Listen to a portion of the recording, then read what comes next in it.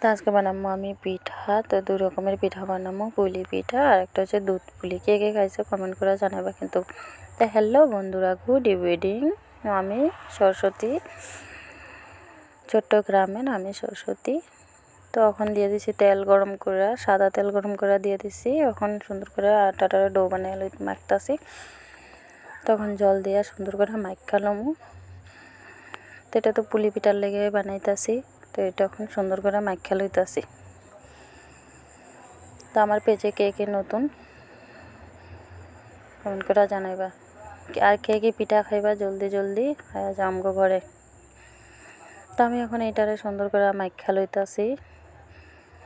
তো দুধ পুলির লেগে নারকেল করে লইছি। তো নারকেলটা দেখাইতাছি। তখন আমি সুন্দর করে মাখা লইয়া রাখা দেবো। তো দুধ পুলির লেগে এখানে জল দিয়ে দিছি। কারার মধ্যে জলটা গরম হয়ে গেছে। তখন এটার মধ্যে আমুল অ্যাড করে দিতেছি, লবণ দিতেছি, চিনি, নারকেল কোড়া সব কিছু দিয়া এটার মধ্যে সুজি দিয়া লাড়ালামু। সুজি দিয়া সুন্দর করে ড্রো বানাই আলামু একটা। কে কে বানাইছো এরকম করে? আমিও কিন্তু এটা ফার্স্ট বানাইতেছি, কীরকম হবে জানি না, খাইয়া কম। তো এটা সুন্দর করে সুজি দিয়া দিছে, যেমন একটু টান টান করে হইলে নামাই আলামু। নামাইয়া সুন্দর করে গরম অবস্থাতে মাখতে লাগবে এটা, নাহলে শক্ত হলে কিন্তু মাখলে ভালো হইব না। তো এটা এখন আমি নামাই আলুমু। নামাইয়া লয়ে লম্বা লম্বা করে শেপ দিয়ে দেবো। যে যেরকম দিতে পারো তোমরা, গোল চাইলেও গোলও দিতে পারো। আমি তো লম্বা লম্বাই শেপ দেবো। তো এখানে চিনি অ্যাড করে দিছি পরিমাণ মতন।